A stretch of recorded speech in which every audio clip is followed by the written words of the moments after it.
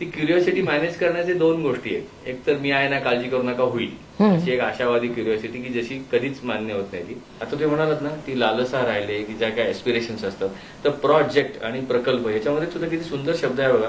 कल्प, की माणसामधली क्युरिओसिटी आहे तर ती मला जागृत करायची नाहीये, पण त्यांना जर का सिम्प्लिसिटी आणली तर विथ सिम्प्लिसिटी काय करायचं की सॉर्टेड थॉट प्रोसेस. म्हणजे माझं मिशन असंच आहे की with simplicity generate the mindset of sorted thought process. इथे गोंधळ नको. अर्थ नाही सांगितला त्याने, त्याचा वापर सांगितला. आणि म्हणून ऍप्लिकेशन ओरिएंटेशन जे आता माझ्यात दिलंय, म्हणजे तुम्ही मगाशी विचारलं की तुम्ही एकंदर संस्था करते काय, अगदी खरं सांगायचं तर मी गोष्टी सोप्या करतो. बोलावं की नाही बोलावं माहिती नाही, पण बोलतो की सिनियर मॅनेजर्स जे ऑर्गनायझेशन्स मध्ये आहेत ते सिनियर कुठे झाले, कसे झाले, हा एक रिसर्चचा सब्जेक्ट आहे.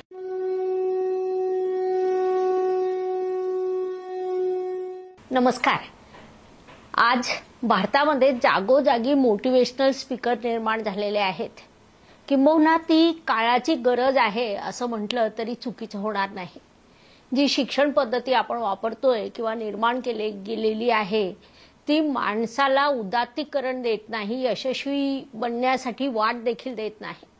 खरं तर आपल्या भगवद्गीतेत अर्जुन जेव्हा विषाद अवस्थेत जातो आणि श्रीकृष्ण त्यांना भगवद्गीता सांगतात, ते मोटिवेशनल स्पीकर आजपर्यंत दुसरे निर्माण झालेले नाहीत. किंबहुना आज सुद्धा आपण जेव्हा जेव्हा मोटिवेशन हा विषय येतो तेव्हा सर्वप्रथम जर काही येत असेल तर ती आपली भगवद्गीता, की जी आपल्या संस्कृतीत हजारो वर्षापूर्वी लिहिलेली आहे.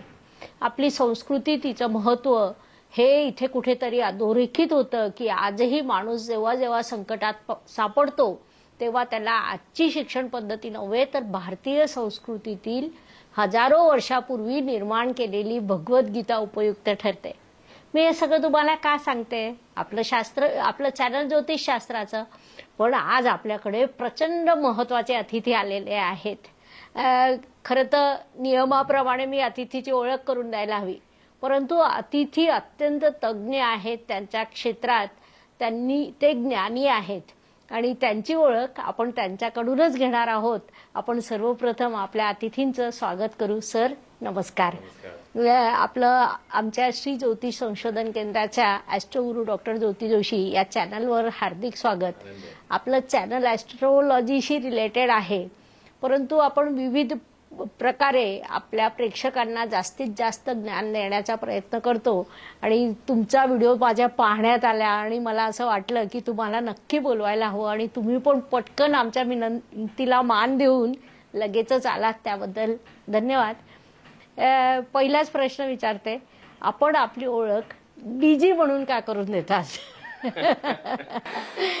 त्या प्रश्नाचं उत्तर द्यायच्या आधी सगळ्यांना, म्हणजे आपल्या श्रोत्यांना सुद्धा आणि तुम्हाला सुद्धा, मला सर वगैरे असे म्हणू नका, धनंजय किंवा डीजी असं म्हटलं तरी त्याला. आता डीजी हे नामकरण म्हणजे अशी मला नावं आधीपासून मिळालेली आहेत. म्हणजे इंजिनिअरिंगला असताना मला डीएम म्हणायचे लोक, धनंजय मधुकर म्हणून डीएम. मी इंजिनिअरिंगला आल्यानंतर मित्र कसे असावे, मैत्र कसं जपावा, अशी काही मंडळी मिळाली. योगेश जोशी, सतीश सासवडकर, महेश कुलकर्णी, म्हणजे मैत्राचे संस्कार त्यांनी केले. आणि मग ते एकदम म्हणायचे, एकदम एक दिवस म्हणून गेला सासवडकर, हो डीएम, त्या म्हणाले सांभाळा आमचं, आणि तिथून ते डीएम नावाभिधान झालं.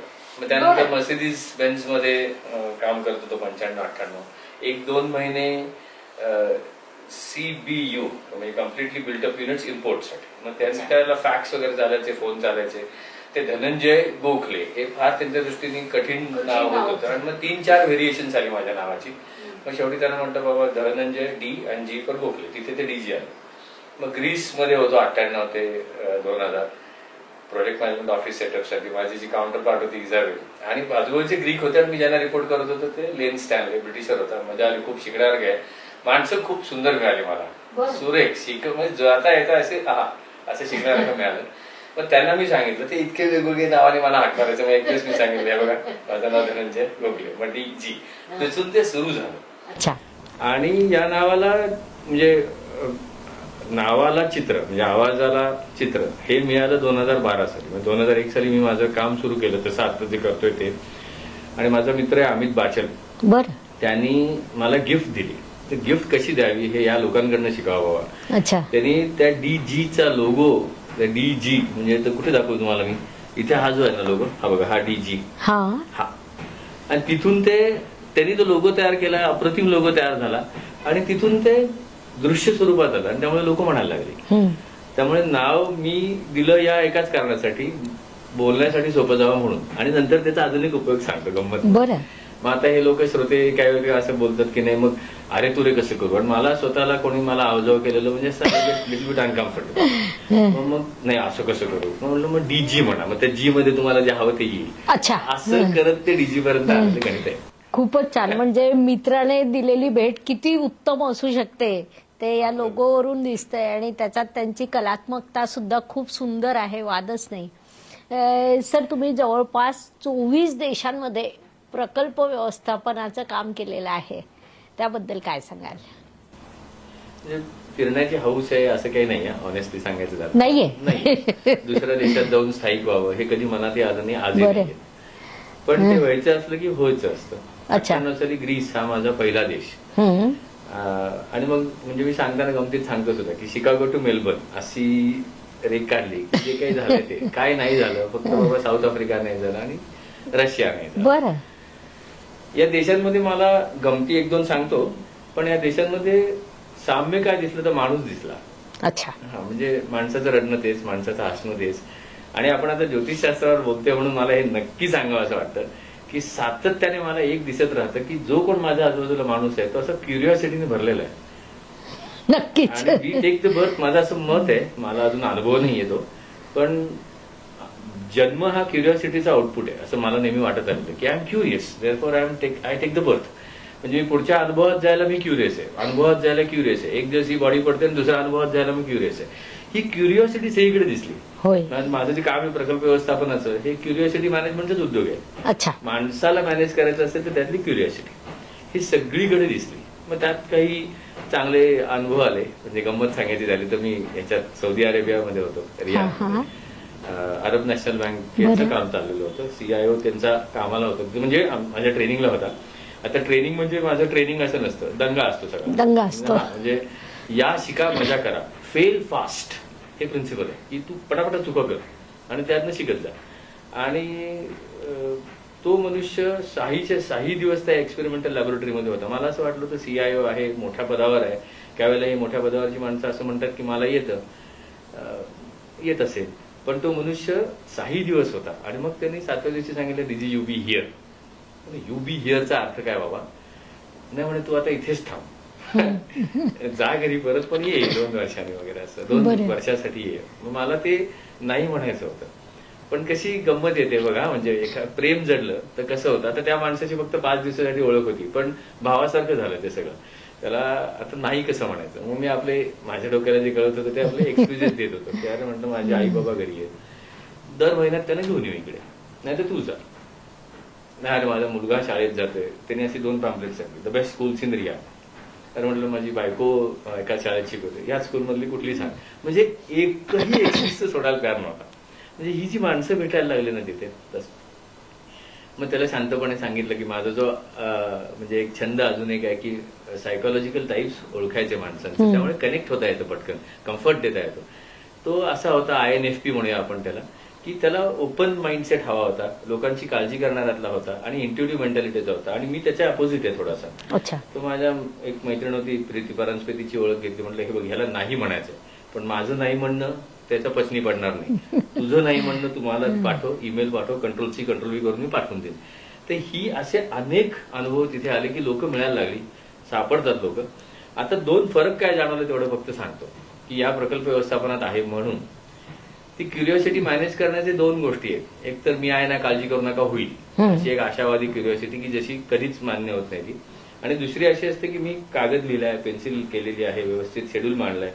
तर हा मात्र मला 24 देशांमधला एक देश भारत आहे, आणि भारत आणि भारतीय उपखंडामध्ये हा मात्र मला कायम एक आता लॅक्युना नाही म्हणणार, पण प्रचंड आशावाद दिसतो. पण त्या आशावादाच्यामुळे डॉक्युमेंटेशन मारलं जातं. आणि हेच मला पलीकडे दिसलं की युरोपमध्ये असताना की नाही, आपण जे प्रोजेक्ट प्लॅनिंग करतोय ना ते आपण पेपरवर करू. मग उशीर झाला तरी पेपरवर आधी दिसू देतो उशीर, आणि मग आपण सांगू.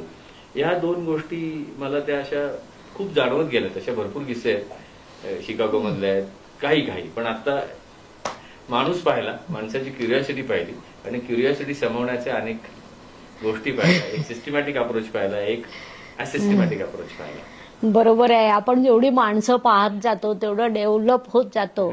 आणि तुम्ही हे जे क्युरिओसिटी सांगितलं, तर आपल्या चॅनलवर मध्यंतरी आम्ही एक मालिका चालवली होती की माझा जन्म याच राशीत का झाला.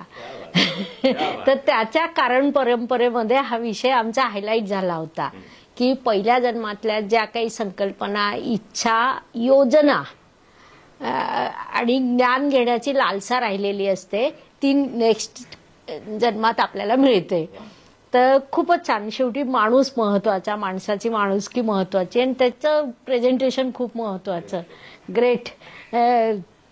संस्थेच्या तुमच्या कार्याविषयी किंवा वाटचालीविषयी ऐकायला आवडेल, कारण मी तुमची ओळख यासाठीच करून दिली नाही की मला ते तुमच्याकडून ऐकायचं आहे. संस्थेची ओळख असा प्रश्न विचारला म्हणून एक थोडासा गैरसमज होऊ नये लोकांचं म्हणून सांगतो. कारण संस्था या शब्दामध्येच ते तत्वदन असल्यामुळे त्याला कसा भरदार संस्था. तर संस्था असं लोकांना असं वाटू शकेल की फार मोठं ऑफिस आहे, भरपूर मंडळी काम करतात. तसं काही नाहीये. आम्ही 3-4 जणच आहोत. बरं. आणि आपापल्या घरातनं कामं करतो. कारण ते पहिल्यापासून मी ठरवलं होतं, some assets looks assets but they are liabilities fundamentally, असं माझं मत होतं. त्यामुळे ऑफिस वगैरे नाही, जिथे असशील तिकडनं काम करता येईल असं. तर अशी छोटी संस्था आहे, पण काम मात्र मोठं चालू झालेलं आहे. मोठं आहे नक्कीच. बेसिक हे मी वळलो प्रोजेक्ट मॅनेजमेंटकडे जेव्हा ग्रीसवरनं परत आलो त्यावेळेला मी याच्याकडे कसा वळलो हे आधी सांगतो, मग त्या संस्थेचं काम नक्कीच कळत होतं की 98 साली किंवा या आधी सुद्धा 95 ते 98 मध्ये मर्सिडीज बेंझ मध्ये होतो, त्याच्या आधी टाटा मोटर्स मध्ये होतो. त्यावेळेला जे कोणी माणसं आजूबाजूला लाभली ती इतकी छान होती आणि आजूबाजूच्या माणसांमधलं गुरुतत्व ओळखण्याची गुरुकिल्ली आजोबांनी दिलेली होती. तो काहीतरी सांगतोय ते बघ आणि तुझ्या भल्याच असणार आहे, ते उगाच कोणी येत नाही तुमच्या आयुष्यात. तर रामजी असेल, डॉक्टर म्हणजे मिस्टर बापट असतील किंवा लेन स्टॅनले असेल किंवा हे सगळी लोक ते सांगायची की अरे तुला जे करायचं त्याची एक योजना मान. मग परत आलो 98 साली, मग केपीआयटी मध्ये पीएमओ सेटअपचं काम केलं. मग मला जाणवायला लागलं की प्रोजेक्ट मॅनेजमेंट हे आलं पाहिजे भारतामध्ये. आणि म्हणून मग 2001 साली जानेवारीमध्ये, टू बी प्रिसाइज 5 जानेवारी 2001, नरेंद्र बराटे, आता ही नावं का सांगतोय तर यांच्याशिवाय मी उभा राहू शकलो नसतो. ही सगळी मंडळी ते आहेत म्हणून मी आहे. नरेंद्र बराटेंना मी प्रपोजल लिहून दिलं होतं माझ्या हस्ताक्षरात 7 पानी की मला हे असं वाटतंय आणि हे आपल्याकडे व्हायला हवंय. आणि त्या माणसाकडे ती एंटरप्रिनर वृत्ती होती, त्याला दिसायच्या गोष्टी. आणि डोळ्यात चालू करलं लगेच. मग गंमत सांगतो की त्यानंतर आम्ही पुढचे 15-20 दिवस एकूण मिळून 22 ते 23 सीईओजना भेटलो. त्या माणसाची ओळखी होत्या आणि कनेक्ट होता ओळखीपेक्षा सुद्धा असं. आणि मग आम्ही 22-23 सीईओजना भेटलो. त्याच्यावरती 2 सीईओजना पटलं मी काय म्हणतोय. बाकी सगळे टेक्निकली ड्रिव्हन होते, हे कशाला पाहिजे. पण ते तिथून सुरू झालं. प्रकल्प व्यवस्थापनामध्ये माझं काम आहे. आता ते म्हणालात ना ती लालसा राहिले की ज्या काय एस्पिरेशन्स असतात, तर प्रोजेक्ट आणि प्रकल्प ह्याच्यामध्ये सुद्धा किती सुंदर शब्द आहे बघा. कल्प म्हणजे काहीतरी मनात आहे आणि त्याला मागे लागलाय.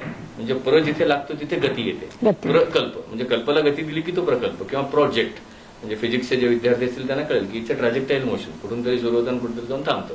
पण ती जी काही ट्रॅजेक्टाईल मोशन आहे ती अव्यवस्थित पण असू शकते किंवा व्यवस्थित पण असू शकते. त्याला व्यवस्थितपणा देण्याचं काम मी करतो. बरं. मला बऱ्याच गोष्टी येत नसल्यामुळे हे सोपं होतं. म्हणजे उदाहरण देतो, आता तुम्हाला क्लायंट सांगतो म्हणजे कळेल मी असं का म्हणतोय. विस्तारा एअरलाईन हा एक क्लायंट आहे. मला एव्हिएशन मधलं काही कळतं का? काहीही कळत नाही. त्याच वेळेला लुपिन फार्मा किंवा सन फार्मास्युटिकल वाले त्यांच्याकडे मी जातो. किंवा आपले ते काय ते माझा किंवा ते कोकोनट वॉटर वगैरे असतो, त्याच्यामध्ये एक तसा फ्लेवर येतो. ती फ्लेवर बनवणारी कंपनी जिवाडा म्हणून आहे. किंवा त्याच वेळेला फार्मास्युटिकलसाठी लागणारी मशिनरी बनवणारे ग्लॅटवाले किंवा शिकागोमध्ये कॉग्निटिव्ह आर्ट्स लर्निंग प्रोडक्ट्स मधले आहेत. आता हे जे डोमेन जर का पाहिले तर डोमेन किती शिकणार. आणि मला एक कळत होतं की मला ह्या डोमेन मधलं काही कळत नाहीये, ट्रेनिंग म्हणजे टेक्निकल काही कळत नाहीये, पण मला प्रोजेक्ट दिसतो. बरं. की ते तू सांगायला लागलास ना की ते असं दिसायला लागतं. काय ते हेरिडेटरी असेल, वडिलांच्या आमच्या व्हिज्युअलायझेशन तुफान होतं, मजा यायची त्यांच्यावर बसायला. ते हे प्रोजेक्ट दिसण्याची जी कला आहे किंवा शास्त्र आहे ते मी लोकांकडे जाऊन सांगतो की बाबा घाई करू नका, ते जे काही मनात आलंय ना ते करायचंच आहे. पण घिसाड घाईनी केलं की कृष्णाने सांगितलंय तसं फरफट होणार कर्म तुम्हाला. म्हणजे रजसी प्रलयम गत्वा कर्मसंगीषु जायते आणि तमसी प्रलयम गत्वा मूढयोनिषु जायते. त्यामुळे जरा घाई न करता आणि समजावून घेऊन काम केलं तर सोपं जाईल, भांडणं होणार नाही. मग मी नक्की करतो काय, तर ती क्युरिओसिटी जी आहे त्याला क्वांटिटेटिव्ह नंबरिंग द्यायचा प्रयत्न करतो. काय रे बाबा, हा प्रोजेक्ट कधी होईल, याला 2 उत्तर असू शकतात. काही काळजी करू नका, होईल, किंवा 7 दिवसांनी होईल, पण 2 दिवस डिले व्हायचे चान्सेस आहेत. कुठलं उत्तर बरं वाटतं? दुसरं. हे उत्तर काढायचा प्रयत्न करतो त्यांच्याकडनं. बरं, सोपं आहे. म्हणजे प्रोजेक्ट मॅनेजमेंट मध्ये कठीण काय हेच मला आजपर्यंत कळलेलं नाही. I am finding the difficulty in project management. Honestly कठीण का होतं सांगतो, की सोप्या गोष्टी न केल्यामुळे जे काय म्हणूया दैव उभं राहतं ते कठीण आहे. त्यामुळे आपण सोप्या करत नाही. तर मी ह्या सोप्या गोष्टी त्यांना करायला सांगतो. आणि मग ह्याच्यासाठी अनेक ट्रेनिंग कोर्सेस वगैरे ते मी तुम्हाला नंतर सांगेन. पण प्रोजेक्ट मॅनेजमेंट हे करण्यासाठी त्या माणसाला भेटावं लागतं. त्या माणसातल्या असा अस्वस्थ आत्म्याला थांबवावं लागतं. जरा थांब, तू जरा आपण करूया हे सगळं. कागद पेन्सिल घे, पृथ्वी तत्वाचा हात घे आणि स्थिर हो बाबा, करू आपण ते सगळं. आणि हे हळूहळू हळूहळू लोकांना पटतं. आणि आता ती गवगवा पण झालाय, नाव पण झालंय, त्याला येत काही नाही, पण तो आला की आपल्याला बरंच काही मिळतं. अशा पद्धतीने ते जातं. मिशन सांगतो मी काय घेतलं होतं. बरं, कारण हे माझा पक्का विश्वास आहे या गोष्टीवर, की काय वाटेल ते कर. फक्त तू जे काही करतोयस ते का करतोयस याचं तुला 40 सेकंदात उत्तर देता आलं पाहिजे. ते जर का क्लिअर असेल तर I don't think you will end up selecting any wrong projects. You might get delayed, पैसे जास्त वापरशील पण प्रोजेक्ट चुकणार नाही. तर मी जेव्हा 2001 साली हे ठरवलं त्यावेळेला मी आधी कॅल्क्युलेट करून घेतलं की बाबा मला उत्पन्न किती होत आहे, त्याच्यानंतर जे येईल ते बोनस. 10 दिवस मी काम करतो म्हणजे उत्पन्नासाठी, नाहीतर 24 तास चालूच असतं काय ना काहीतरी. उरलेले 20 दिवस ते 10 दिवसांसाठी असतात. अच्छा. मिशन काय घेतलं होतं मी, की माणसामधली क्युरिओसिटी आहे तर ती मला जागृत करायची नाहीये. पण त्यांना जर का सिम्प्लिसिटी आणली तर विथ सिम्प्लिसिटी काय करायचं की सॉर्टेड थॉट प्रोसेस. म्हणजे माझं मिशन असंच आहे की with simplicity generate the mindset of sorted thought process. इथे गोंधळ नको, कळलं नाही तरी चालेल पण गोंधळ नको, किंवा गोंधळ आहे हे जरी कळलं तरी गोंधळ सुटला, एवढंच. मग creating mindset of sorted thought process कसं होईल ते इंटरेस्ट मी निर्माण करेन, बट फ्रॉम इंट्रिन्सिक विलिंगनेस. म्हणजे हे गव्हर्नन्सने काही गोष्टी होत नाही, हे करायलाच पाहिजे, तुझ्यावर लक्ष आहे. लोक आपल्यापेक्षा खूप स्मार्ट असतात, they know how to get out of it. त्यामुळे आतून जर का आलं की अंतर्प्रेरणेने जर का केलं तर इंट्रिन्सिक विलिंगनेस कशासाठी, टू लर्न. मग learn is equal to implementation, learning implementation is equal to fun. For what, collaborative excellence. एकटा पुढे जाऊ नको, कारण तू पुढे जाण्याचे मृगजळ आहे, सगळ्यांना घेऊन पुढे जा. हे असं माझं मिशन आहे. त्यामुळे जे काही करतोय गेली 25 वर्ष, आता पुढच्या वर्षी 25 वर्ष सुरू होईल मला ह्याच्यासाठी. आणि ते सिम्प्लिसिटी, सॉर्टेड थॉट प्रोसेस हे दिल्याने वाढतंय माझ्यात सुद्धा, इतरांमध्ये सुद्धा. असा उद्योग मला चाललेला आहे. क्लायंटची लिस्ट A to Z आहे, रेव्हेन्यूचं टार्गेट नाही, अल्फा टू झेड असे ते आले पाहिजे, अशी गंमत चाललेली आहे. ग्रेटच, ग्रेट. म्हणजे मोटिवेशन किती सहजतेने देता येतं किंवा अंमलबजावणी करता येते. माणसातलं गुरुतत्व ओळखायचं, पृथ्वी तत्व ऍक्टिव्हेट करायचं आणि आकाश तत्वाला वेग द्यायचं. एवढं आमच्या ज्योतिषशास्त्रात सोपं. चुकत नाहीये खूप म्हणजे खूप छान मोटिवेशनल भारतात जे प्रॉपर तयार होतात ते यासाठी की आपल्याला गीतेचं बॅकग्राऊंड आहे. आणि मला माझ्या माहितीप्रमाणे तुमच्या आजोबांकडनं तुम्हाला खूप मिळालंय, पण तो विषय आपण नंतर घेऊ. एक अजून मला असं कळलं की आपण अष्टपैलू आहात.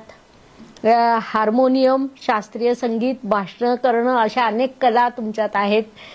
थोडे थोडे स्वरूप आम्ही आता इतक्यातच पाहिले, त्याबद्दल काय सांगाल? अष्टपैलू हा शब्द आहे ना, म्हणजे ते गंमत मराठी आहे म्हणून, मराठी आहे म्हणून अष्टपैलू म्हणलं की वा, पण त्यालाच एक ना धड 12 वर चिंध्या असं पण होऊ शकतं. पण मग म्हणजे पण अष्टपैलू हा शब्द मी मुळात पहिल्यांदी ना आजोबांकडून ऐकला. त्याच वेळेला सुद्धा तिने अष्टपैलू शब्द नव्हता वापरला. ते 6वी 7वीत होतो. पुलंचा गुळाचा गणपती पिक्चर होता त्या दिवशी, आणि त्यावेळेला संध्याकाळी ते म्हणाले दुपारी 4 वाजता त्यांना खेळायला गेला असतं लवकर आहे घरी, आज सबकुच फुल आहे. सबकुच फुलाचा अर्थ काय होतो? नाही म्हणे आज तो गुळाचा गणपती आहे ना, त्याच्यात डायरेक्ट दिग्दर्शक पण त्यांचंच आहे, गायलेत पण तेच, जे गाणं गायलं नाही ते गाऊन पण त्यांनीच घेतलं भीमसेन जोशींकडनं अभंग, म्युझिक डायरेक्टर तेच आहेत, आर्टिस्ट तेच आहेत, पटकथा करा. अरे म्हटलं कसं काय, धमाल आहे ही सगळी. मग त्यांनी तेच सांगितलं की बघ ह्याला जमताय की नाही. मग इथून ते सुरू झालं. म्हणजे अष्टपैलुत्व याचा अर्थ ability to fail, ability to try. आणि त्या काय म्हणतात जमण्यामधली जी गंमत आहे ना ती. आता म्हणजे तुम्ही आता म्हणालात तसं हार्मोनियम वाजवणं, तर काय घरी आईने माझ्या ती गिफ्ट दिली 1981 चं, 10 वर्षाचं होतं त्यावेळेला. बरं. आणि घरी ती बालगंधर्वांची बजा आजोबांना पाठ होती, मग ते शिकवायला लागले.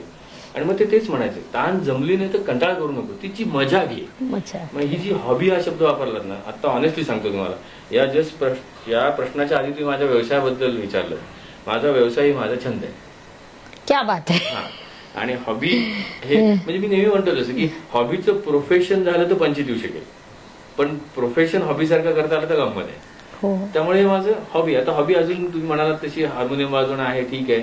चित्र काढायचं मी अजूनही काढतो. वॉटर कलर मी आणले, वॉटर पेंटिंग. तो फूडचं मला आवडतं, वडापाव, इडली वगैरे असं ते बनवायला नाही, ते नाही, ते कागदावर बनवायला. चित्र काढतात. चित्राची सुद्धा कशी सुरू झाली की SM जोशी ज्या दिवशी गेले त्या दिवशी त्यांचा फोटो आला होता महाराष्ट्र टाइम्स मध्ये. आणि मला ते चित्र वगैरे त्याला माहिती नव्हतं. जीवशास्त्रातल्या आकृत्या सगळ्या काढायचो मी चांगल्या. त्यामुळे वर्गातल्या 7-8 लोकांची काय वह्या माझ्याकडे यायच्या. मग ते बार्टर अग्रीमेंट होतं, तुम्ही वह्या द्या आणि मग एक वडापाव मला असं. तर ते आम्ही ते चित्र काढून ती घ्यायचो. त्या म्हणजे SM जोशांचा चेहरा इतका लाघवी आहे म्हणजे होता. तर तो चष्मा, काळा चष्मा, मागे असे फिरलेले केस, त्या डोळ्यात म्हणजे आत्ता बोलतील काहीतरी. आणि मला हे आत्ता तुम्हाला सांगता येतं, पण त्यावेळेला एवढं काही क्लॅरिटी नव्हती, पण अट्रॅक्ट खूप झालं होतं त्या चेहऱ्याकडे. म्हटलं हे ट्राय करू. मग मी ट्राय करत होतो. बाबा आले तिकडनं, अरे छान करते तू, स्केलिंग कर. म्हटलं स्केलिंग नाही, तू इथे 1:1 कर. तरी करून दिलं. म्हणजे आमच्याकडे ते एक बरं होतं की हॉबी कर किंवा काही कर, मजा कर.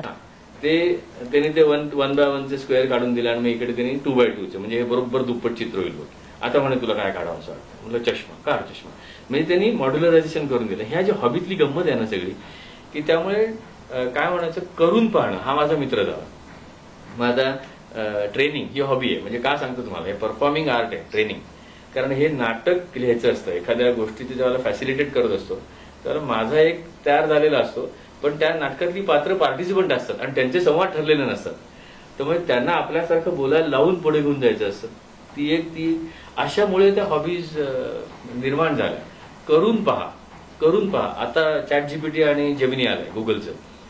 संवाद म्हणजे मी आता त्याच्यावर एक लिहितोय, कृष्णाच्या ऐवजी ChatGPT असतं अर्जुनाकडे तर काय झालं असतं. अच्छा, ग्रेट. आणि भीमाकडे असतं ChatGPT तर काय झालं असतं, युधिष्ठिराकडे असतं तर काय झालं असतं. कारण संवाद साधायचा आहे. आणि मग ती हॉबी आहे मला. मी रोज एक अर्धा पाऊंडच बसतो ChatGPT बरोबर. मला हे असं करायचं, तू काय करशील, मग त्याची प्रश्न विचारत बस. That's hobby, but that is helping me a lot. मग प्रत्येक हॉबी कुठेतरी मदत करते. हे अशा काहीतरी म्हणजे खूप छान असते. एवढं नक्की आयुष्य सोपं करून जगणं. नवीन पिढी जॉब सॅटिस्फॅक्शन हा शब्द नेहमी वापरते. त्याचा प्रत्यक्ष अर्थ इथे पाहायला मिळतोय. आणि तुमच्या बोलण्यात वारंवार येतंय आजोबांविषयी ऐकायला नक्कीच आवडेल. आता ते आतामध्ये म्हणजे असे हे अनेक लोक म्हणतात आजोबांबद्दल ऐकायला आवडेल. म्हणून मी मध्ये जानेवारीमध्ये त्यांच्या आजोबांची गोळी म्हणून असा मुलाखतीचा कार्यक्रमच सादर केला, युट्यूब चॅनलवर आहे. बरं. आजोबांची गोळी म्हणजे ते गोळी द्यायचे. ही खरं सांगू का, त्या माणसाला सायकोलॉजी कळलेली होती आणि पेडागॉजी कळलेली होती. शिकवावं कसं हे त्याला बरोबर कळलेलं होतं, कारण ते शिकवायचे नाही. त्यांच्यावरती थोडं सांगतो, कारण तो संपूर्ण त्यांच्याबद्दलचा ती पटकथा युट्यूब चॅनलवर आहे अवेलेबल. पण शोधणं हे जे आहे ना ते त्यांनी तिथे तयार केलं. म्हणजे आपण एक ते वाक्य पण आहे त्याच्यामध्ये की सिद्धांत नाही, शोध, असं ते म्हटलं जातं. की हे आपण आत्ताच्या सुद्धा लीडर्सना, मॅनेजर्सना मी तेच सांगतो, उत्तर देऊ नका. Ask questions by which that person will get into the findings. तू ते शोधायची तयारी कर. त्या माणसाने ते शोधायला लावलं. म्हणजे मी काही वेळेला असं म्हणतो सुद्धा गमतीत सुद्धा की म्हणजे ऍस्ट्रॉलॉजर, चांगल्या विद्वान ऍस्ट्रॉलॉजरकडे जाताना सुद्धा प्रश्न विचारताना होमवर्क करून जा. म्हणजे असं छान जा की अरे तुम्हाला तो मनुष्य भेटणार आहे, त्याच्यातली ती सिद्धी तुमच्या अशी आली आहे, काहीतरी पुण्यकर्म केल्या म्हणून त्याच्याकडे जाताय तुम्ही. तर काय असं विंडो शॉपिंग नको की प्रश्न विचारायचे असेल तर माझ्याकडे बघावं लागेल मला, त्यातूनच ते प्रश्न उमलणार आहेत. हे त्यांनी शिकवलं. मग त्यांनी हे तयार केलं आणि त्यांच्या त्या बोलण्यातनं ते तयार केलं. म्हणजे आता फॉर एक्झाम्पल परवा कोणतरी म्हणत होतं काहीतरी त्या भगवद्गीते काय अथर्वशीर्षाच्या सेशन मध्येच झालं. मी असंच विचारलं, म्हटलं ही जी व्हिडिओ क्लिप बघतोय त्याचा कुठे कनेक्ट आहे रे. मग लोक सांगायला लागली अहो पश्चात्ताशी आहे, खलविदम ब्रह्माशी आहे. कोणतरी त्यात म्हणालं की मला संस्कृत येत नाही त्यामुळे मला अर्थ कळत नाही. पण मग आता लहानपणी आपण मराठी कुठल्या भाषेतनं शिकलो? मराठी शिकायला माझ्याकडे भाषा नव्हती. लहानपणी मी बघत बघत शिकलो. मग दुसरी भाषा शिकायला मला दुसऱ्या आधीच्या भाषेचा आधार का घ्यावा लागतो हे त्यांनी सांगितलं. इंग्रजी मराठीतून शिकू नको. बरं. इंग्रजीतून शिक. अच्छा. म्हणजे समजा मी जर का त्यांना एखाद्या शब्दाचा अर्थ विचारला किंवा आजोबा मॅन्डेट म्हणजे काय, ते he never told me what is the meaning of mandate. In test cricket there are mandatory overs. अर्थ नाही सांगितला त्यांनी, त्याचा वापर सांगितला. आणि म्हणून ऍप्लिकेशन ओरिएंटेशन जे आता माझ्यात भिडलंय, म्हणजे तुम्ही मगाशी विचारलं की तुम्ही एकंदर संस्था करते काय, अगदी खरं सांगायचं तर मी गोष्टी सोप्या करतो. बरं. अक्षरशः मी सोप्या करतो गोष्टी. आणि ती नॅक माझ्याकडे पहिल्यापासून होती. म्हणजे इंजिनिअरिंगला असताना सुद्धा थर्मोडायनॅमिक्स वगैरे शिकवलेलं आहे लोकांना. आणि मग प्रेशर कुकरचं उदाहरण घे, हात भाजला का तुझा, अशापासून मी शिकवलेलं आहे. ते त्यांच्यामुळे ते तयार झालं. आणि अप्लाय करून पाहण्यासारखी सोपी गोष्ट कुठली नाही. फक्त फेल्युअरचं ओझं घेतलं, ते जसं मोठं मोठं होत जातं तसं वाढत जातं आपल्याकडे. लहान राहावं बाबा. त्यामुळे माझ्याकडे छोटी क्लिप आहे लहान मुलाच्या चालण्याची. त्याचा कधी कंटाळा आला मला बाय चान्स तर मी ती बघतो. ह्याला ज्या दिवशी कंटाळा येईल त्या दिवशी तुझा कंटाळा सार्थ आहे. खूपच छान त्यांनी शिकवलं. आणि आता आजोबांचं नाव सांगतो, गंमत. मला माहिती नाही तुम्ही त्यात जास्ती मला मार्गदर्शन करू शकाल. माझं नाव धनंजय आणि त्यांचं नाव बाळकृष्ण. क्या बात आहे. खूपच छान आहे. मला असं वाटतं की आपल्या प्रेक्षकांनी आजोबाची गोळी हे युट्यूबवर टाईप करून नक्कीच सर्च करावं. कारण ज्यांच्यामुळे आज डीजी घडलेत तर त्यांचं व्यक्तिमत्व आपल्याला जाणून घ्यायला आणि आपल्या पुढील पिढीला मार्गदर्शन करायला आपल्याला ते नक्कीच उपयुक्त ठरेल. आणि घरातून मार्गदर्शन मिळालं की बाहेर मोटिवेशनल स्पीकर शोधावे लागत नाही. आपण अनेक कोर्सेस घेतात, त्याबद्दल काय सांगाल? ते म्हणलं ऍप्लिकेशन ओरिएंटेशन. बरं. अशी गंमत नाही म्हणतोय. ओशोंचं एक वाक्य आहे. अच्छा. ते मुल्ला नसरुद्दीनचे जोक सांगत होते, मी त्यांना ऐकतो. दोन गोष्टींसाठी, एक तर क्लॅरिटी ऑफ थॉट्स आणि दुसरं हिंदी. अप्रतिम आवाज कसा असावा. ते एकदा असं म्हणाले होते की मुलाला कोणीतरी विचारलं तू पोहायला का जात नाहीस, तेव्हा म्हणतो मला पाण्याची भीती वाटते. म्हणजे पाण्यात पोहता यायला लागलं ना की मी पोहायला सुरुवात करेन. म्हणजे that way it looks very logical की मला यायला लागलं की मी जायला लागेल. पण पाण्यात उतरल्याशिवाय पोहता येणार नाही हे. तर मग हे जे शिकवणं आहे किंवा शिकवणं नाही म्हणत मी, चुकतोय मी परत, हे जे एक्सपिरियन्सची अपॉर्च्युनिटी उपलब्ध करून देणं आहे त्याचे माझे कोर्सेस असतात. म्हणजे for example PM laboratory, project management नाही तर स्लाइड्स हे ते. आजही सुद्धा लोक जी माझ्या सेशन्सला येतात ते एवढंच म्हणतात, ह्याच्या सेशनला स्लाइड नसतात आणि धमाल चाललेली असते आणि जाता जाता न कळत शिकतायत. मग आता प्रोजेक्ट मॅनेजमेंट लॅबोरेटरी हा मोठा कोर्स आहे, 1 दिवसाचा असतो. प्रोजेक्ट मॅनेजमेंट म्हणजे काय, काहीही सांगावं लागत नाही. त्याचे फोटो घ्यायचे, व्हिडिओ शूटिंग घ्यायचं आणि शेवटच्या तासाभरामध्ये ते व्हिडिओ शूटिंग मी दाखवतो. बघा काय त्यांचं तेच लिहितं, हे व्हायला नको होतं, हे व्हायला नको होतं, हे व्हायला नको होतं, हे झालं ते चांगलं झालं, एका खाली एक लिहायचं. This is project management. बरं. There is no point in telling. They should understand. Intrinsic willingness म्हटलं ना मी, सिम्प्लिसिटी, तर तो PM लॅबोरेटरी एक कोर्स आहे. मग ते पुढे घेऊन जाण्यासाठी ब्रिंगिंग क्वांटिटेटिव्ह विजिबिलिटी तो एक कोर्स आहे. किंवा आता बऱ्याचदा काय होतं तुम्हाला सांगतो, म्हणजे आता हे बोलावं की नाही बोलावं माहिती नाही पण बोलतो की सिनियर मॅनेजर्स जे ऑर्गनायझेशन्स मध्ये आहेत ते सिनियर कुठे झाले, कसे झाले, हा एक रिसर्चचा सब्जेक्ट आहे. म्हणजे जस्ट बिकॉज मला 10 वर्षाचा एक्सपिरियन्स आहे म्हणून मी सिनियर झालो. आणि मग तुला एखादी गोष्ट मांडताना बोलता कसं येत नाही रे, तुला जे सांगायचं ते तुझ्या मनात कसे तयार होत नाही रे, चत्वारी वाक्पदानी स्ट्रक्चर कसं करत नाहीयेस, वैखरीचा वापर कसा करत नाहीस, बरं ते बोलणारे तुला दिसताय का. 10 वर्षाचा एक्सपिरियन्स, 12 वर्षाचा एक्सपिरियन्स नाही सांगतायत, मेल लिहिता येत नाही. मग त्याच्यासाठी असे छोटे छोटे कॉम्पिटन्सीज तयार केल्यात. नॉईज लेस कम्युनिकेशन. मी तर नेहमी सांगतो की कम्युनिकेशन इम्प्रुव्हमेंट फेक आहे. You cannot improve communication, you can reduce the noise in the communication. Great. म्हणजे मला आता शांत बसायचं शक्यच नाही. शांत बसणं, तू शांतता घेऊच येऊ शकत नाहीस. शांत आहेच, अशांतता बाहेर काढ. कम्युनिकेशन प्युअर आहेच, तुझं जन्मालाच परा घेऊन आलेला आहेस तू. नंतर त्या वैखरीने गडबड केली आहे तुझी, ती जरा बाहेर काढ. हे त्या कम्युनिकेशन स्किल्समध्ये किंवा सर्टिफिकेटचे सुद्धा कोर्सेस आहेत, प्रोजेक्ट मॅनेजमेंट प्रोफेशनल. मग त्याच्यात माझं एवढंच सांगणं असतं, अरे पुस्तकाचा अभ्यास करून नका जाऊ त्या प्रोफेशनल एक्झामिनेशनला. आजूबाजूला बघा. माझे होमवर्क सुद्धा तसेच असतात. म्हणजे इटालियन जॉब बघा किंवा ओशन्स 11 बघा, रॉबरी मूव्हीज आहेत त्या.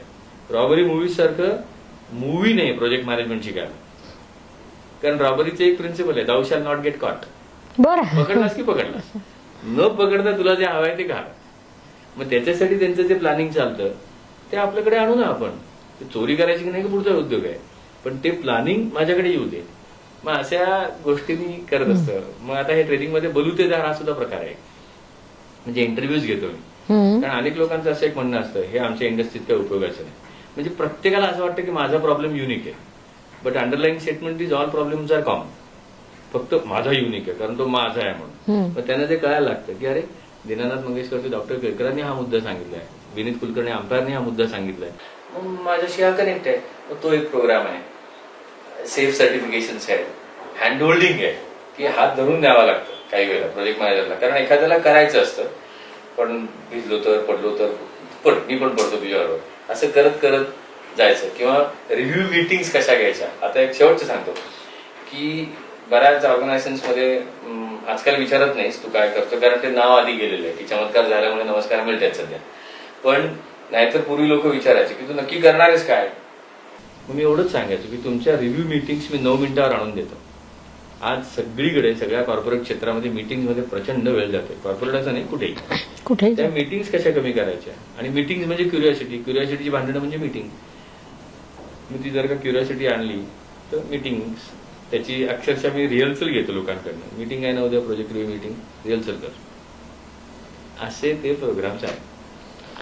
आणि त्यात मग भगवद्गीता आणि अथर्वशीर्ष असे 2 मोठे प्रोग्राम्स तयार झाले. आणि त्याला सुद्धा प्रवचनं नाही आहेत. ती मागे लर्निंग मॅनेजमेंट सिस्टीम आहे, त्याला विजेस आहेत, सर्टिफिकेट्स आहेत, ट्राय, फेल, स्पीक, असं ते आहे. खूपच छान. पडशील का पड, मी पण पडतो. एकदम चांगलं वाक्य आहे. आपण जेव्हा अथर्व शीर्ष मार्गदर्शन करतात तेव्हा तुमचं एक म्हणणं असतं, त्वमेव केवलम कर्तासी. यावेळी सगळी बोटं आपल्याकडे असायला हवीत. त्यामागची भूमिका काय. त्याच्या आधी एक गंमत सांगतो, आपल्या ज्योतिषशास्त्राशी निगडीत आहे. बरं. 2001 साली सुरू केलं. 2012 म्हणजे 12 वर्ष झाली त्याला असं माझ्या मनात येऊन गेलं की आता हे थांबवावं. म्हणजे जे काही करत होतो त्यावेळेला, आता जे करतो तेच त्यावेळेला करत होतो. कंटाळा आला म्हणून थांबायचं नव्हतं, पण when you are at the peak you should leave. म्हणून मग माझे जे मेंटॉर आहेत ते या शास्त्रातला अभ्यास खूप आहे त्यांचा आणि सिद्ध आहेत ते. त्यांच्याकडे गेलो होतो. म्हणजे असं माझ्याकडे बघत होते. नाही एवढंच ते म्हणाले, तुला शिकायचं आहे खूप. ग्रेट. असं त्यांनी सांगितलं. हा माणूस शिकायचा म्हणतोय याचा अर्थ असाइनमेंट शिवाय शिकणं नाही. असाइनमेंट येणार हे नक्की. इथून पुढे सोडायचं नाही अजून 12 वर्ष तरी. जे करतोय त्याच्या डेप्थ मध्ये जा आणि आजूबाजूला असाइनमेंट येत जातील त्या नीट कर. एवढं त्यांनी सांगितलं. फक्त एक त्याच्यानंतर 4-5 तास बसलो. म्हणलं हा माणूस सांगतो असाइनमेंट्स म्हणजे मी आतापर्यंत जे करत होतो त्याच्यातली हायर टेस्ट असणार आणि त्याची माझी डायरेक्ट प्रॅक्टिकल टेस्ट होणार. या टेस्ट भरपूर झाल्या माझ्या 2012 पासून असता काय. आणि त्यावेळेला जाणवत होतं की कधीतरी फ्रस्ट्रेशन्स यायची. घरातल्यांची भांडणं झाली, बाहेरची काहीतरी झालं. आता भांडणं हा विषय नसायचा, पण असं का, असं एक मनात येऊन जायचं. असं का, थांब काय म्हणाले. आणि मग कळायला लागलं की एकदम असं काय. आता सुद्धा समजा असं काहीतरी एकदम कोणाशी तरी बोललो किंवा कोणतरी उलट सुलट माझ्याशी बोलून गेला किंवा मी कोणाशी तरी बोललो, मग आपण म्हणतो हे बघ याला काही कळत नाही, काय वाटेल तसं बोलतोय. मग काय नाही, थांब जरा. एकटाच बोलला का वाटेल तसा, काहीतरी तिथे कुठेतरी असेल, नक्कीच असणार. राईट. मग हे अरे तुझ्यामुळेच हे झालंय म्हणजे that doesn't mean you are hopeless, पण तू सुद्धा त्याच्यात पार्टी आहेस. You are party to that. त्या संपूर्ण जी रेसिपी एक्सपिरियन्सची घडती आहे त्याच्यामध्ये हे पक्क कळलं. आणि अथर्वशीर्षामध्ये सगळंच आहे. कारण अथर्वशीर्ष आणि भगवद्गीताचा जो कनेक्ट मला सापडला तो ह्याच्यामुळेच सापडला. अच्छा. हा म्हणजे कसं की हा इथे त्वम करतोय बाबा, त्वमेव केवलम करताची, त्वमेव केवलम करताची. आणि आपण उगाच जाऊन ते गणपतीला ऐकवतोय. तिथे पण गंमत होती सगळी. ती गणपतीला कशाला ऐकव, त्वम त्याला माहितीये. तो म्हणतोय माझ्यासाठी अरे धनंजय त्वम ब्रह्मा, अरे धनंजय त्वम भूमी, वाघ जरा तसा. बरं हा त्वम म्हणतोय, हा कृष्ण सातत्याने आहम करतोय ना. पण दोघेही तेच म्हणतात की उद्धरेत आत्मनात्मान. हे जर का असेल तर unless I take the full responsibility of whatever acts I am doing now or in past, हे येणार. आणि मग मी ते लिहायला लागलो की अरे हे असं का झालं असेल, आणि ते लिहायला मग कळायला लागलं. आणि काही वेळेला असं येऊन द्यायचं की अरे ह्याचं मला काही सापडत नाहीये. मग अशा वेळेला मी माझ्या मेंटॉरकडे जायचो. म्हणजे मी सांगतो सुद्धा की ज्योतिषाने ज्यावेळेला जात आहे त्यावेळेला शिकणं आहे ज्योतिषशास्त्र आयुष्यासाठी मार्गदर्शन घेणारं एक कला आहे. आणि असं जर का माणूस समोर असेल तर जा, पण नोकरी मिळेल का विचारा, काही म्हणणं नाही त्याचं, पण त्याच्यापेक्षा काहीतरी नवीन असणार आहे त्याच्यामध्ये. तर म्हणून त्वमेव केवलम करतासी. बघा काही झालं ना तरी तर कुठेतरी पार्टी असतो आपण, अगदी पार्टी असतो. आज झालं ना आता इकडे येताना म्हटलं किती वेळ लागतो माझ्या घरापासून इकडे, 15 मिनिटं. मग वळू तसं मग काहीतरी गडबड झाली त्याला, मी तो फोन उचलला. आता मला माहिती होतं हे असं इकडे तिकडे जाताना कुठे फोन उचलायचा नाहीये, म्हणजे घ्यायचा नाही phone. Will get back to you by 2 o'clock असं लिहू शकलो असतो. नाही लिहिलं, त्या फोनमध्ये वेळ गेला, उबर मिळाली नाही. So I had promised you by 9:45, but I got delayed by 7 minutes. आहे छोटाच अनुभव आहे. पण डिले कसं झालं, काय ट्रॅफिक आहे पुण्यात, तू निघाला का वेळेवर. अच्छा, इथे ते त्वमेव केवलम करताच येतं. आणि मग त्या लोकांची फिलॉसॉफीची जोड दिली की आपण अप्लाय नाही करत. म्हणून मला नेहमी असं म्हणणं असतं की ते छोटे छोटे अनुभव बघ, मीच आहे त्याच्या मागे. मी कारण तुम्ही जास्ती मला गाईड करू शकाल त्याच्यामध्ये. मला असं वाटतं बुवा की माझा लर्निंग सिलेबस मी तयार करून आलेलो आहे जन्म घेतला त्यावेळेला. मग तुला द्यायचं आहे असं मला वाटतं. आणि हे कळतं अथर्व शीर्षामध्ये त्यावेळेला लोकांचा मात्र खूप चांगला रिप्लाय येतो, रिस्पॉन्स येतो. त्यात एक कळतं, हेल्पलेसनेस जातो. की हे सगळे माझ्या अगेन्स्ट आहेत, म्हणजे ते जोपर्यंत माझ्या पॉवर येत नाही तोपर्यंत मी त्यांचा गुलाम. पण अरे ह्याच्यामध्ये माझाही तितकाच सहभाग आहे, मग तुझा सहभाग कमी करण्यासाठी तू मालक. मग तो जो हेल्पलेसनेस कमी होतो ना त्यात आनंद होतो लोकांना, आणि मला त्याचा आनंद होतोय. खूपच छान सर. तुम्ही जसं म्हणालात आमच्या शास्त्रात हे अत्यंत सोप्या भाषेत आहे की भाग्याचं धनस्थान म्हणजे तुमचं कर्मस्थान, आणि कर्मप्रधान ही आपली भारतीय संस्कृती आहे, त्यामुळे तिचं महत्त्व आपण नाकारूच शकत नाही. आपण ना अनेक पुस्तकं लिहिलेली आहेत. मी आपलं एक पुस्तक पाहिलं होतं, एक तरी ऋचा अंगीकारावी, किंवा गोष्ट भगवद्गीतेची. त्याबद्दल थोडक्यात माहिती द्या. म्हणजे बेसिकली मला हे का झालं सांगतो की वेगवेगळे मीडियम्स ट्राय करायची माझी सवय आहे. कारण मला जे समजलंय, जिथे मी फेल्युअर उपभोगलंय किंवा जिथे मी सक्सेस उपभोगलाय ते मला सांगायला लागेल लोकांना. कारण क्रमप्राप्त आहे म्हणू आपण ते, कारण ते तुझ्याकडे ठेवलंस तर तू चोर. भगवद्गीतेत सांगितलंय ते नाही व्यवसा तू केलंयस ना, तुझी काहीतरी तपश्चर्या आहे छोटी मोठी, मग त्याच्यातनं ते बाहेर आलंय, मग सांग ना लोकांना ते. म्हणजे लोकांच्या 4 चुका कमी होतील आणि दुसऱ्या चुका करतील ते. So they will learn out of it. मग त्याच्यासाठी मग मी हे सगळं उद्योग करत होतो की मग अथर्व शीर्षाचं पुस्तक लिहावं असं मनात नव्हतं, पण जे आलं, जे सांगता आलं ते लिहित गेलो. मग पहिले लेख, त्याच्यातनं पुस्तक, मग एकत्रित ऋचा अंगीकारावी असा मी त्याचा दिला की तो एक आहे. एकत्रित ऋचा अंगीकार 21 आता फार नाही दाखवत, पण हे आता इंग्रजी पण आहे, मराठी पण आहे, अशी ती काही काही पुस्तकं आहेत. बेसिकली याच्यात ऍप्लिकेशन ओरिएंटेड आहे प्रत्येक पुस्तकामध्ये. की भगवद्गीतेची 2 पुस्तकं, गोष्ट भगवद्गीतेची. मला स्वतःला ते आत्मा, परमात्मा, भगवंत वगैरे कळतच नाही खरं सांगायचं तर. शिक्षण मेकॅनिकल इंजिनिअरिंग, त्यामुळे हात लावल्याशिवाय बघितल्याशिवाय काहीच कळत नाही. तर आणि म्हटलं कळायची गरज आहे का अनुभवाची गरज आहे, म्हणून ह्याच्या सुद्धा पुस्तकांमध्ये सुद्धा डायरेक्ट टेक्निक्स लिहिलीत. बरं, की बघ काय सांगतोय कृष्ण, त्यांनी रेसिपी लिहिली, मग तू पाठ काय करतोस सगळे, किचन मध्ये जा आणि करायला लाग. भगवद्गीता जर का तू 2 वेळा म्हणालास, 4 वेळा म्हणालास, ते आवर्तन 5 वेळा म्हणालास, काय गणपतीचा नाही फायदा आणि तुझं त्यातून नाही. तू करायला लाग. तुम्ही म्हणालात ना कर्मसंस्कृती, आपण जन्माला करायमुळे आलेलो, मग करूनच पाहायचं, केल्याशिवाय पर्यायच नाही काही. की कर, फेल हो, त्या फेल्युअर मध्ये पुढचं सक्सेस धरलंय, चल पुढे. मग अशी ती पुस्तक आहे गोष्ट भगवद्गीतेची, एकत्रित ऋचा अंगीकारावी. त्याची दोन्ही इंग्लिश ट्रान्सलेशन केली. ती क्रेडिट गोष्ट टू आजोबा. मराठी भाषेत लिहिता येते, ते इंग्लिश भाषेत लिहिता आलंच पाहिजे, नाहीतर त्यांनी काय शिकवलं. तुझा विचार इंग्रजीत न होते, त्यामुळे इथे ट्रान्सलेशन वगैरे करून नाही घेतली. आणि फीडबॅक चांगले आले, अरे मस्त आहे इंग्रजी सुद्धा. ही 2 पुस्तक. मग अगदी पहिलं पुस्तक लिहिलं तर 2001 साली असंच या वृत्तीनेच लिहिलं. अॅनिमल फार्म नावाचं जॉर्ज ऑरवेलची तुफान कादंबरी आहे. म्हणजे आता तर प्रत्येकाने वाचावी आणि व्हॉट्सअपवर फॉरवर्ड करणाऱ्या प्रत्येक माणसाला ती कंपल्सरी केली पाहिजे. बरं. की तू जे उठसूट पडवर करतोयस ना त्याचा बेस बघ इथे आहे सगळा. अॅनिमल फार्म, सत्याची खरी म्हणून, म्हणजे जे काही बघतोय कुठल्याही संस्थेत जे चालतं की कशातनं तरी स्वातंत्र्य घ्यायचं आणि स्वातंत्र्य मिळालं गुलामीकडे जायचं. अप्रतिम पुस्तक आहे ते. आणि ते म्हटलं अरे हे मी वाचतोय, हे मराठी करून ठेवूया. समजा उद्या माझा मुलगा मराठी वाचायला लागला, इंग्रजी वाचायला, त्याच्याकडे दोन्ही राहू दे. आणि म्हणून ते झालं. त्याच्या सुद्धा 5-6 प्रती झाल्या. मग प्रोजेक्ट मॅनेजमेंटची पुस्तकं लिहिली. PMO, world of PMO, world of wonderland of PMO. तुला जे कळलंय प्रोजेक्ट मॅनेजमेंटमध्ये ते तुझ्या आजूबाजूला कसं पसरवशील, ती चांगल्या रोगांची साथ कशी पसरवशील. बरं. ती की तुला कळलं चल तुझ्या असं करून पीएमओ मधलं एक गमती जमतीत लिहिलं. सगळ्या पुस्तकांमध्ये कार्टून्स आहेत. गोष्ट भगवद्गीतेची सुद्धा एक चित्रकथा आहे त्याच्यावर चालणारी. की फर्ग्युसन कॉलेज रोडला 2 मित्रांना प्राध्यापकांनी पकडला. त्याच्यातले एक दुसरा, कारण तो दुसरा म्हणतो अरे काका आणि प्रोफेसर एकत्र आहेत, आता माझी काही धडगत नाही. अर्जुन तेच म्हणाले, द्रोणाचार्य बघतोय, भीष्म बघतोय, सांभाळ मला. म्हणजे सामान्य माणसाला हे कळावं म्हणून सामान्य माणसांचं भाषेत घेण्याचा हा सगळा उपद्व्याप आहे.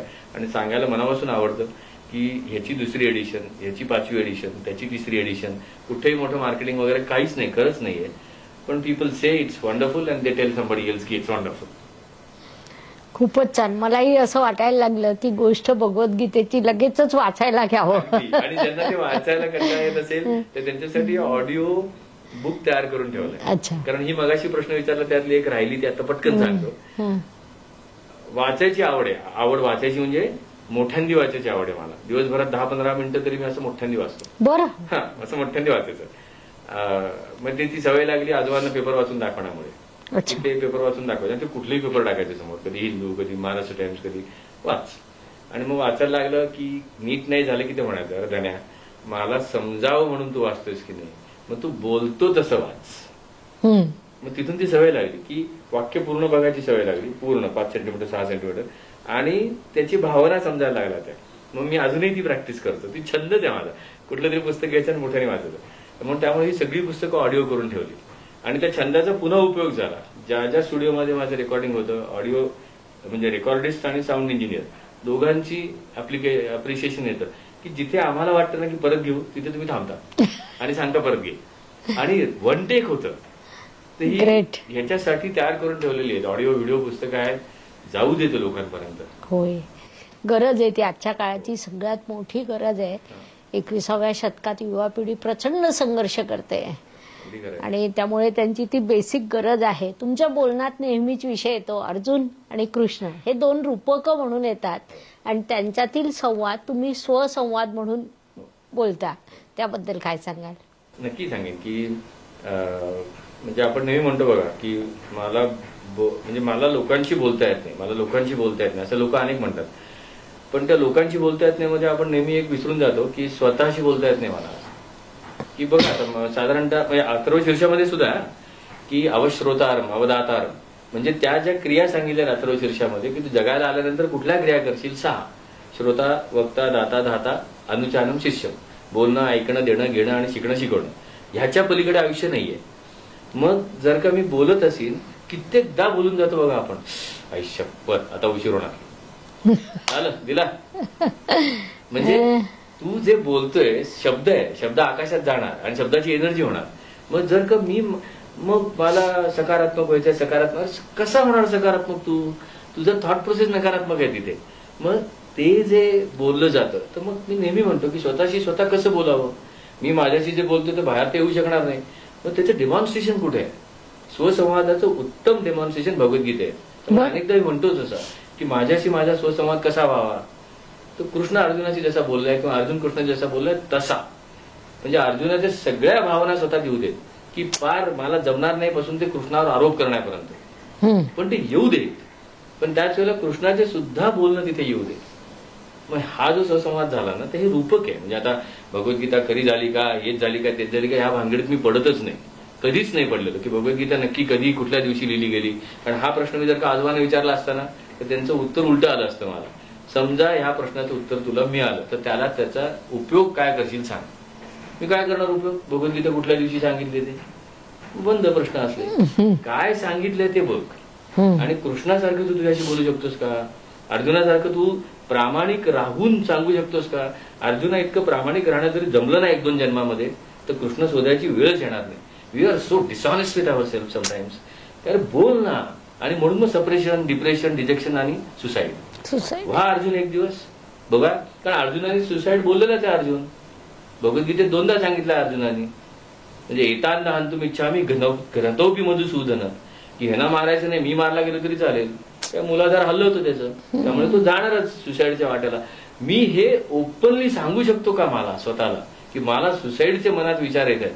नाही सांगू शकत. मग तिथे अडल्टहूड येतं. हे रूपक इतकं सुंदर आहे ना भगवद्गीतेचं, की याचं डेमॉन्स्ट्रेशन झालं पाहिजे. स्वतःशी बोल आणि ह्या दोघांसारखं बोल. आणि हे होतं. आणि म्हणून ते अथर्व शीर्ष आणि भगवद्गीता असं हातात घेऊन जातात. स्वतःशी बोलताना काय म्हणशील? अहम, म्हणजे भगवद्गीता वापरणार. आणि दुसऱ्याशी बोलताना काय म्हणशील? तू अथर्व शीर्ष वापरणार. पण माझ्यातल्याच मीला मी तू म्हणतो आणि तुला मी म्हणतो, अशी गंमत आहे सगळी. आपण शरीराने रामाच्या देवळात जा किंवा नका जाऊ, मग कामाच्या रामाचं काय, याविषयी काय सांगाल? हा संस्कार आजोबांचा आहे. बरं. त्या माणसाने एकदाही तीर्थयात्रा केलेली मला आठवत नाही. बरं. कधी नाही. म्हणजे आता आजोबा आजी म्हणजे काय असतं, रोज तीर्थयात्रा. कधी तो माणूस जपमाळ घेतलेला पाहिला नाही त्याला. बरं. कधीही नाही. ते तेच म्हणायचे की म्हणजे गंमत सांगतो तुम्हाला आता, हे का कुठनं आलं ते. अशी तीर्थयात्रा वगैरे करून मंडळी यायची आमच्या घरी. म्हणजे आमच्या घरी राबता भरपूर असायचा.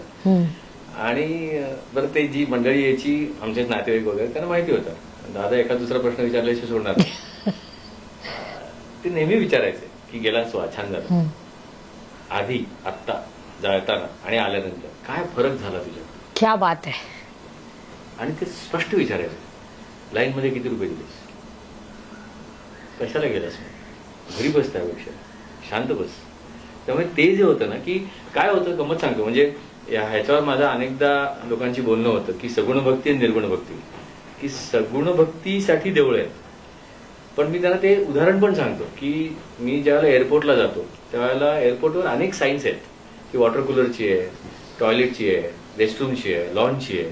ती सगुण भक्ती झाली की हा मला लॉन्च कुठे हे कळतंय, पण लॉन्चच्या खाली जर का लॉन्च लॉन्च लॉन्च असं केलं तर कसं लॉन्चमध्ये जाणार मी?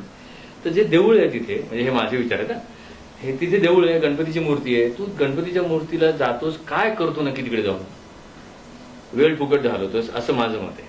मग तू जा देवळात. देवळात जाण्याबद्दल काहीच म्हणणं नाहीये, पण हातातलं काम कसं तरी करायचं आणि देवळात जायचं. ह्याला काय अर्थ आहे का?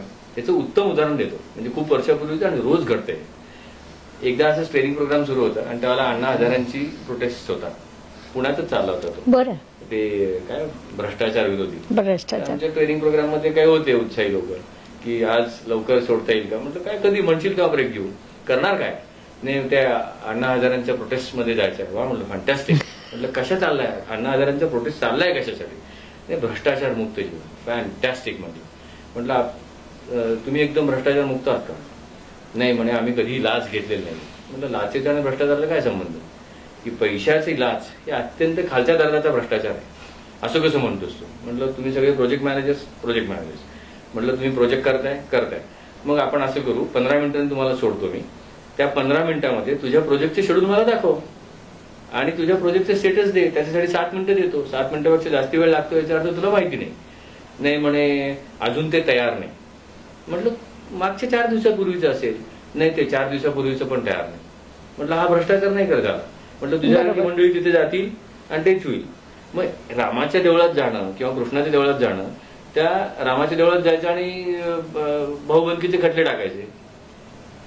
गमत सांगता. मग राम सांगितलं निघाला होता की नाही मग माझा हिस्सा वाट्या वगैरे त्यांनी कधी मागितला नव्हता दशरथाकडे. हे काय केलंय, मृत्यूपत्र काय केलंय, आमच्या वाट्याला किती जमीन आहे, तो घे म्हणाला होता. मग रामाच्या देवळात गेल्यानंतर तू कोर्टात खटला कसा घालतो भावाच्या अगेन्स्ट? हे जे दिसतं की माझं शेड्यूल मी नीट करत नाहीये, माझ्याकडे माझा प्रोजेक्ट काय सांगतोय सांगायचं नाही. पण गणपतीच्या देवळात जायचं, तिथं मग अनवाणी जायचं आणि मग आम्ही ही तीर्थयात्रा करून आलो, ती तीर्थयात्रा करून आलो. स्थानाचा महिमा आणि तो कृष्ण टाहो फोडून सांगतोय इथे आहे सगळं, नवद्वारे पुरे देही. मग जावं कशाला लागतं हा माझा प्रश्न असतो. आणि जायला नकार नाहीये, अंगीकारा.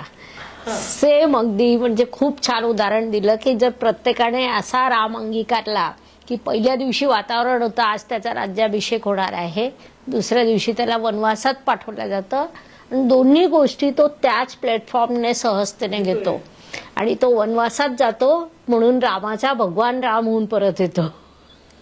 तुझं काम तुझं काम आहे, तुझं काम आहे, राम हेच काम असं आपण म्हणू शकतो. खूपच छान. म्हणजे वृत्ती अंगीकारा असं तुमची त्यामागची भूमिका आहे. ते उरी वगैरे पिक्चर वगैरे पाहून आल्यानंतर भारत माता की जय जोरात म्हणायचं आणि खाली वनवेला एंट्री गाडी घालायची, कसं होईल असं. आपण अनेक उपक्रम राबवतात, गरजू विद्यार्थ्यांना मदत करतात.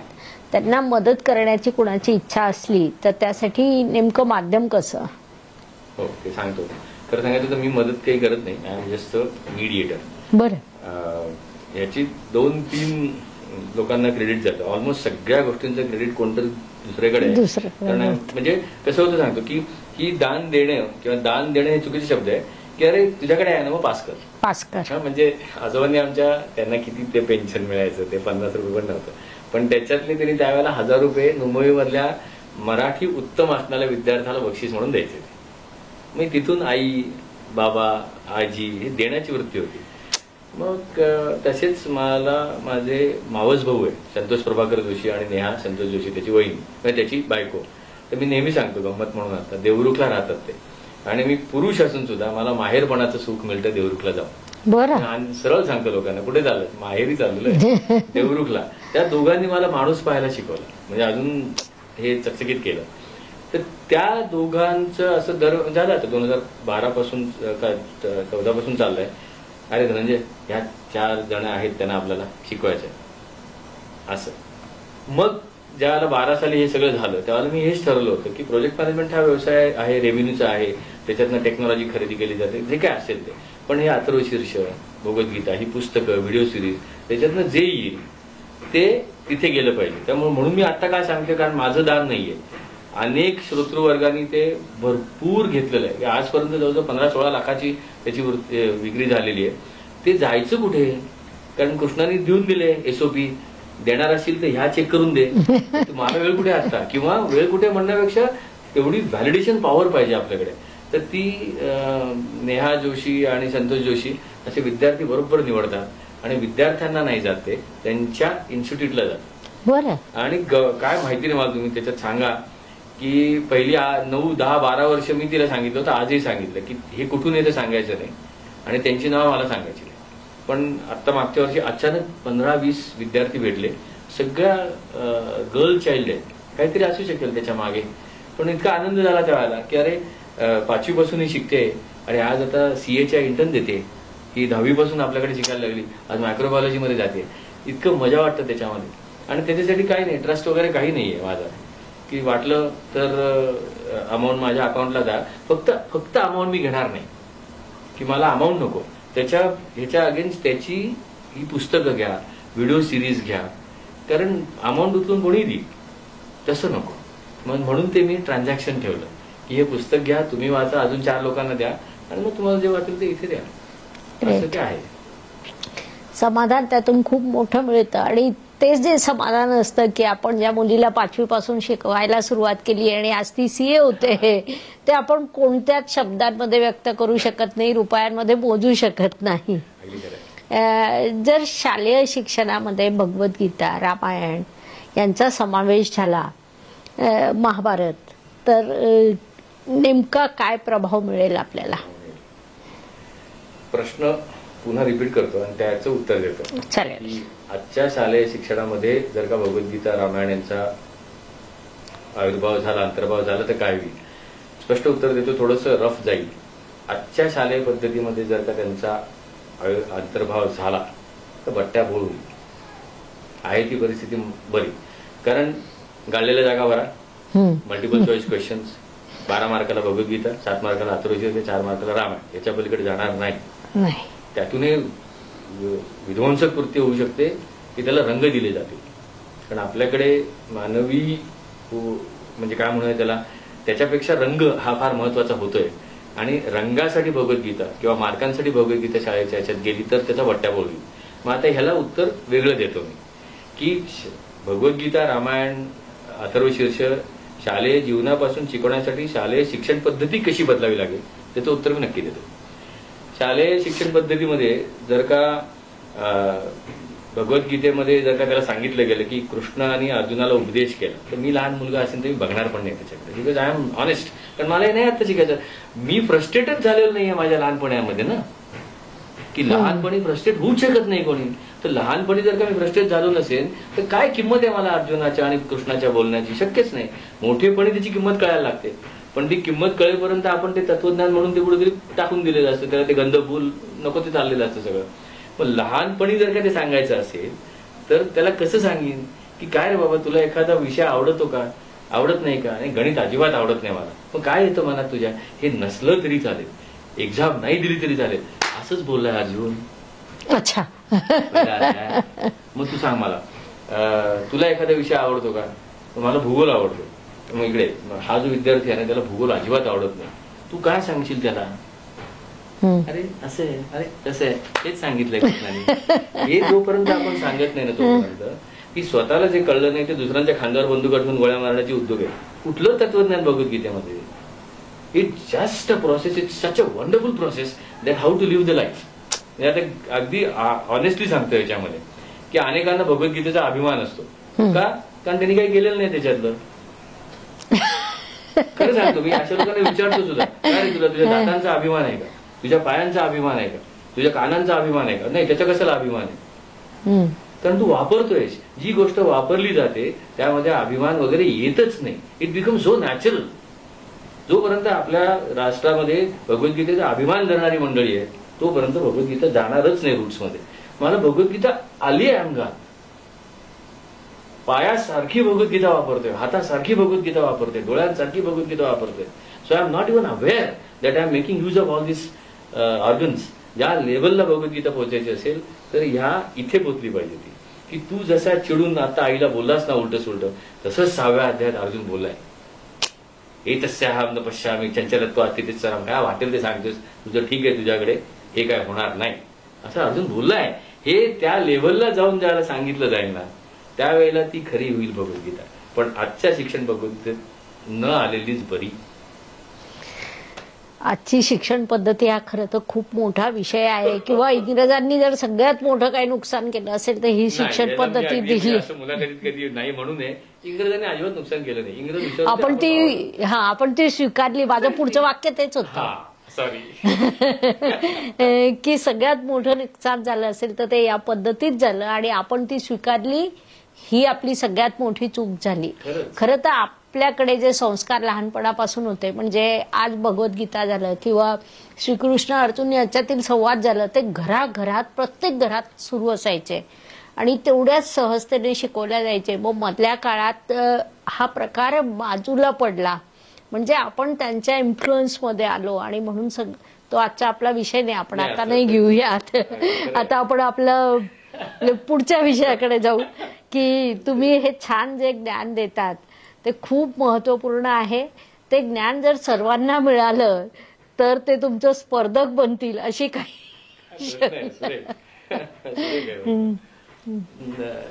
तसं नाहीये, म्हणजे मला स्वतःला असं वाटतं.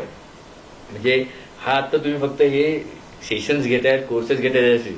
Let me tell you one more thing की एनेबलिंग द फॅसिलिटेटर्स हा कोर्स मी घेतो 2008 पासून. बरं. की अनेक लोक माझ्याशी येऊन सांगतात की अरे मजा येते तुझ्या सेशन्सला, धमाल येते, आम्हाला पण असं व्हायचं आहे. म्हणजे ऑफकोर्स त्यांच्या टेस्टच घेतो मी आणि त्यांना सांगतो की हे असं व्हायचं असेल तर हे हे आपण करत जाऊ. 1-1.5 वर्षाचे कोर्सेस असतात. त्यावेळेला किती लोकांनी मला विचारलं होतं, अरे Dhananjay you are developing your competition and competitors. म्हटलं अजिबात नाही, मुळीच नाही. मी त्यांना देतोय त्यावेळेला माझी डिव्हिजन होते आणि केवढं मोठे अरे हे. आता मी किती तयार केले आतापर्यंत? 72 लोक तयार केली अशी. बरोबर. किती पुरणार ती 72 लोक? Now we need at least 70,000. I am not even 1,000 of it. तर हे जे नाही, मला कधीच भीती वाटली नाही कॉम्पिटिशनची. जाता येते, मी मोकळा होतोय ना. ग्रेट. आणि सांगण्यासाठी आजोबांनी एक पिल्लू सोडून ठेवलेलं आहे, बाबांनी सुद्धा. केलं नसेल तर सांगायचं नाही. हा, तू नुसती सांगू नको, तू केल्यास का either you fail or you succeed. बरं. मग सांग. बरं. त्यामुळे मग सांगताना ही अशी असे हे येतं की केलं दडपण मग कर, मग ऑटोमॅटिकली केलं जातं अच्छा आणि मग काहीच भीती राहत नाही. जाऊ दे. म्हणजे अथर्व शीर्षाचे सुद्धा मी फॅसिलिटेटर्स तयार केलेत. आता 1.5 वर्ष ती मंडळी माझ्याबरोबर होती, 6 फॅसिलिटेटर्स तयार झाले. मग नाही भीती वाटत, ते गेलंच पाहिजे. छान. ज्योतिषशास्त्राविषयी आपलं मत काय? भन्नाट आहे ते, भन्नाटच आहे. त्याचा वापर झालाच पाहिजे. म्हणजे काय सांगतो तुम्हाला की माझा विश्वास आहे याच्यावर. मग लोक म्हणतात ज्योतिषशास्त्रावर विश्वास ठेवतोस आणि भगवद्गीता वगैरे सांगतोस. अरे मग शास्त्र आहे ते. त्यांना मी साधं विचारतो, तुला नवीन प्रॉडक्ट मार्केटमध्ये आणायचंय, काय करतोस तू? तर प्रॉडक्ट आहे, प्रमोशन आहे, पॅकेजिंग आहे, प्राइसिंग आहे, सगळं बघतोस की नाही, आणि सगळी बघून घेतोस तू तसं. मग हे तेच आहे. मग काही लोकांना हे कळत नाही. मग मी त्यांना हे पण सांगतो की ऐक, तू ग्राउंड फ्लोअरला उभा आहे आणि मी 10व्या मजल्यावर उभा आहे. समोरून 3 किलोमीटरवरनं गाडी येते, बरं, ती तुला दिसेल का मला दिसेल? मला दिसणार.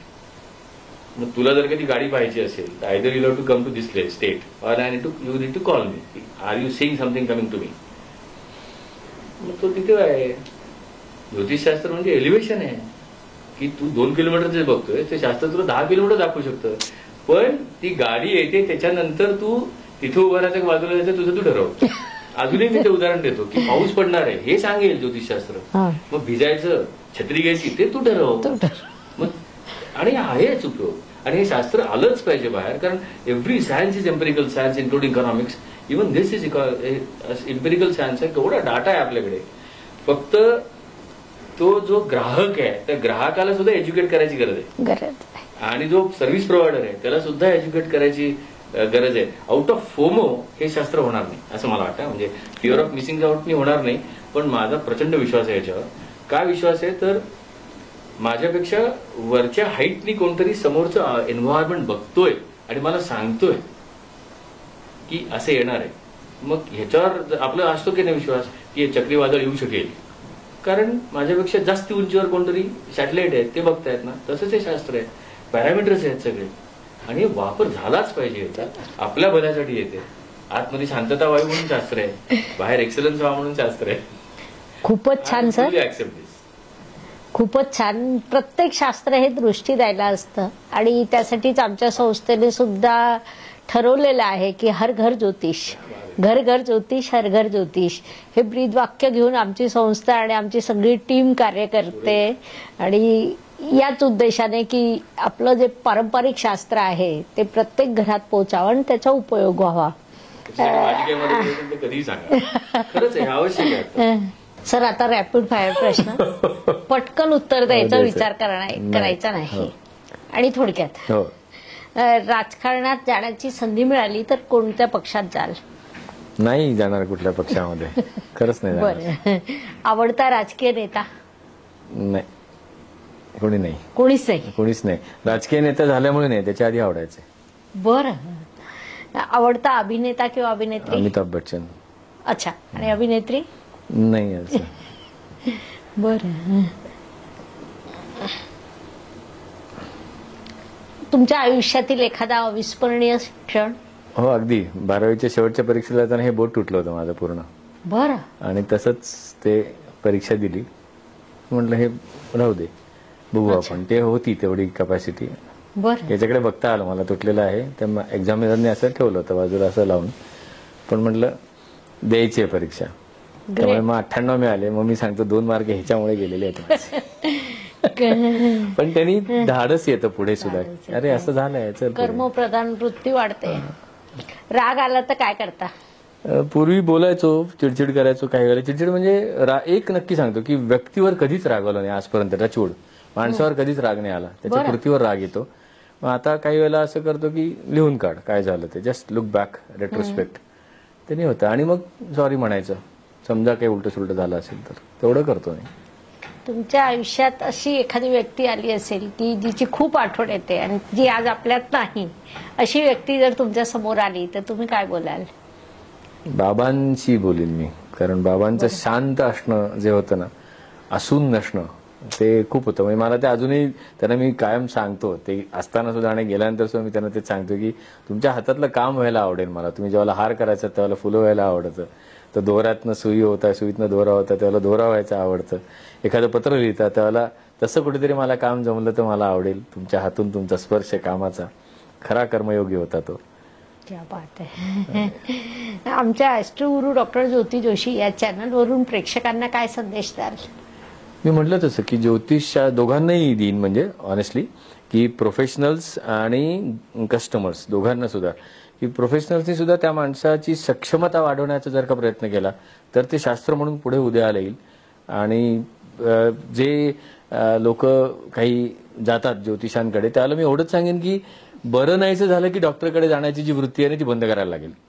की बरं असताना सुद्धा डॉक्टरला भेट द्यावी, बरं की बोलावं त्याच्याशी, की त्यांना सांगावं की हे अनुभव की अरे आता हे होत नाही ते होत नाही, कधीतरी त्यांना जाऊन सांगावं. आणि कधीतरी ना रेग्युलर जावं, की जशी गाडी सर्व्हिसिंग करून घेतो तसे जायला पाहिजे.